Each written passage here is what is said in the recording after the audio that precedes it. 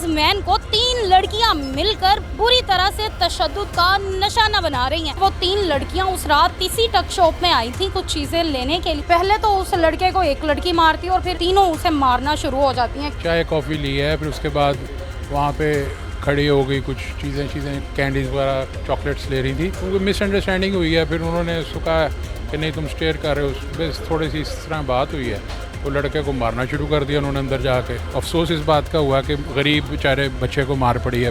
अस्सलामुअलैकुम नाजरीन, daily point के साथ मैं हुआ खालिद। नाजरीन, लाहौर के इलाका गार्डन टाउन में एक वाक़िया मंजर आम पर आया जिसकी वीडियो सोशल मीडिया पर हमें गर्दिश करती हुई दिखाई दी कि एक दुकान में एक सेल्समैन को 3 लड़कियां मिलकर बुरी तरह से तशद्दुद का निशाना बना रही हैं। आखिर क्या मामला था, क्या वजह थी, वीडियो में साफ साफ देखा जा सकता है कि वो लड़का चुपचाप खड़ा था। अचानक से लड़कियों ने उसके ऊपर ढाबा बोल दिया। उसके बाद लोग इर्द गिर्द के उस लड़के को बचाते रहे, उन खवातीन को रोकते रहे, मगर वो लड़कियां बिल्कुल नहीं रुकी। उस लड़के को मारने के बाद उन्होंने उसके ऊपर पर्चा भी करवा दिया। ये सारी कहानी कहाँ की थी, क्या मामला था, उस जगह पर हम आपको ले आए हैं। यही वो पेट्रोल पंप के अंदर एक टक शॉप है। इस टक शॉप का वाकया है। वो 3 लड़कियां उस रात इसी टक शॉप में आई थी कुछ चीज़ें लेने के लिए और फिर इस काउंटर पर वो आती हैं, चीज़ें खाने पीने के बाद, ख़रीदने के बाद यहाँ पर खड़ी होती हैं। यहाँ पर काउंटर पे बंदा खड़ा उनकी चीज़ों का बिल कर रहा होता है और इस जगह पर वो सेल्समैन जो है वो खड़ा हुआ था, जो कि हाथ बांधे खड़ा था चुपचाप। फिर हमें अचानक नज़र आता है कि काउंटर के अंदर से ढाबा बोल दिया जाता है। पहले तो उस लड़के को एक लड़की मारती और फिर 1 2 3 तीनों उसे मारना शुरू हो जाती हैं। काउंटर पे खड़ा बंदा भी उस बच्चे को बचा रहा होता है, इर्द गिर्द के जो लोग होते हैं वो भी उसे बचा रहे होते हैं और जो बाहर से गार्ड होते हैं वो भी आते हैं उन खवातीन को रोकने के लिए, मगर कोई भी नहीं रुकता। इस टक शॉप के मैनेजर हमारे साथ मौजूद हैं, इनसे बात करते हैं कि सारा वाकया था क्या असल में। अस्सलाम वालेकुम। जी वालेकुम सलाम। जी कैसे हैं आप? अल्लाह का शुक्र जी। वकास साहब, मुझे बताइएगा ये वाकया किस दिन का है? ये सैटरडे नाइट का वाक़या है, मतलब आप समझ लें कि संडे मॉर्निंग रात 1:30-2 बजे का। 1:30-2 बजे रात को वो लड़कियां यहाँ पर आई, अकेली आई थी कि किसी के साथ वो आई? देखें, ये हमारी टक शॉप है, 24 आवर ओपन होती है। यहाँ पे कस्टमर्स आते रहते हैं, तो वो आई हैं, कस्टमर आती हैं, उसमें कोई ख़ास बात तो नहीं है। तो वो आई हैं, उन्होंने मेल भी थे उनके साथ के बस फीमेल? मेल नहीं थे, फीमेल। ठीक है, वो आई हैं, उन्होंने क्या कुछ खाया पिया था यहाँ? चाय कॉफ़ी ली है, फिर उसके बाद वहाँ पे खड़ी हो गई, कुछ चीज़ें कैंडीज़ वगैरह चॉकलेट्स ले रही थी। तो उन्होंने वो क्या कहते हैं अपना लड़के को बोला है, यहाँ पे जो खड़ा हुआ था उसने बोला कि जी आप मुझे स्टेयर करो। उसने कहा जी मैं स्टेयर तो नहीं कर रहा। उनको मिसअंडरस्टैंडिंग हुई है, फिर उन्होंने उसको कहा कि नहीं तुम स्टेयर कर रहे हो, बस थोड़ी सी इस तरह बात हुई है। वो लड़के को मारना शुरू कर दिया उन्होंने अंदर जाके। और अंदर वो कहाँ से, यहाँ से घूम के गई थी कि इनको गिराया? यहाँ से गई हैं। फिर उन्होंने अंदर से जाके ये हटा दिया, रास्ता बनाया। फिर यहाँ से 2 और चली गई हैं। फिर यहाँ पे कस्टमर से उन्होंने भी रोकने की कोशिश की है। उन्होंने कस्टमर्स को भी गालम गलोच की है कि भाई आप बीच में मत आएँ, ये है वो है। मतलब वही, मैं तो सबको ये कह रहा हूँ कि तरबियत का फुकदान है। तकरीबन कितनी देर उन्होंने उस लड़के को मारा पीटा, कितना टाइम पीरियड? 5 मिनट।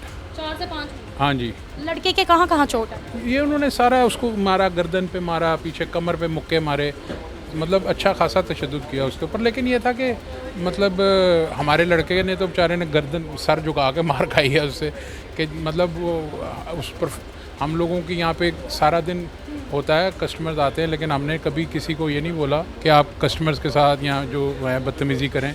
हमारी यहाँ पे वो इस तरह की वो तरबियत नहीं है। तो बाकी यह है कि मतलब अफसोस इस बात का हुआ कि एक मतलब गरीब बेचारे बच्चे को मार पड़ी है बिला। कहाँ से आया था वो? लाहौर का ही था, किसी और से? बाहर का है। लाहौर से बाहर का है। हाँ, यहाँ पर पढ़ता है, साथ नौकरी करता है? सिर्फ जॉब करता है हमारे पास। सिर्फ जॉब के लिए वो आया हुआ था यहाँ? हाँ जी।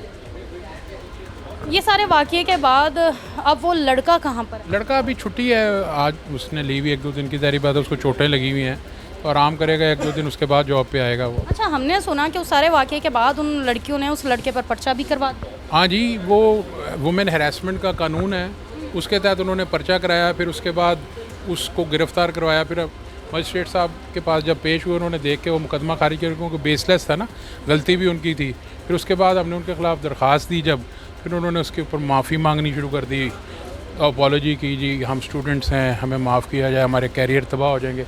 सारी बात है, वो भी तो हमने इस वजह से उसको पैचअप किया है। तो उनकी फैमिली तक ये बात पहुंची सारा वाक़या? हाँ जी, ऑब्वियसली फैमिली इन्वॉल्व हुई है तो माफ़ी हुई है, ऐसे थोड़ी। तो क्या मतलब कि उन्हें कोई शर्मिंदगी हुई कि उनकी बेटियों ने ये हरकतें की? शर्मिंदगी थोड़ी है कि पूरा मतलब सोशल मीडिया पे उनकी तस्वीरें चल रही हैं, इससे बड़ी क्या शर्मिंदगी हो सकती है अगर वो समझें तो। अगर ना समझें तो फिर कुछ भी नहीं है। तो बेहतर यही होता है कि आप सबक हासिल करें छोटे से वाक़े से भी। तो ये छोटा वाक़या तो नहीं था, लेकिन यह है कि मैं समझता हूँ कि उनको जितनी भी वो मतलब बच्चियाँ थी तो उनको इससे ये सबक लेना चाहिए कि अभी उनकी सारी ज़िंदगी आगे पड़ी है, जज्बात के अपने काबू रखें और इसको मतलब ठीक करें। अब आपकी सुलह हो चुकी है? हाँ जी, सुलह उन्होंने की है, माफ़ी मांगी है, रिटर्न अपॉलॉजी की है, तो माफ़ी। आपका जो सारा नुकसान हुआ था, नुकसान ज़ाहिर बात है, जो उन्होंने किया था, चीज़ें वीज़ें ले गए थे बगैर पैसों को, उसके पैसे दिए उन्होंने थोड़े बहुत जो भी थे। हमने उनसे कोई हर्जाना थोड़ी लिया है। हरजाना की बात आपने की है तो ये भी बता दें कि वो जो लड़के की इतनी बेइज्जती हुई सोशल मीडिया पर, उसका इतना वायरल हुआ, क्या उस लड़के ने? मैं समझता हूँ कि उस बच्चे की इज़्ज़त बड़ी है, बेइज्जती तो उनकी हुई है जिन्होंने ये किया है।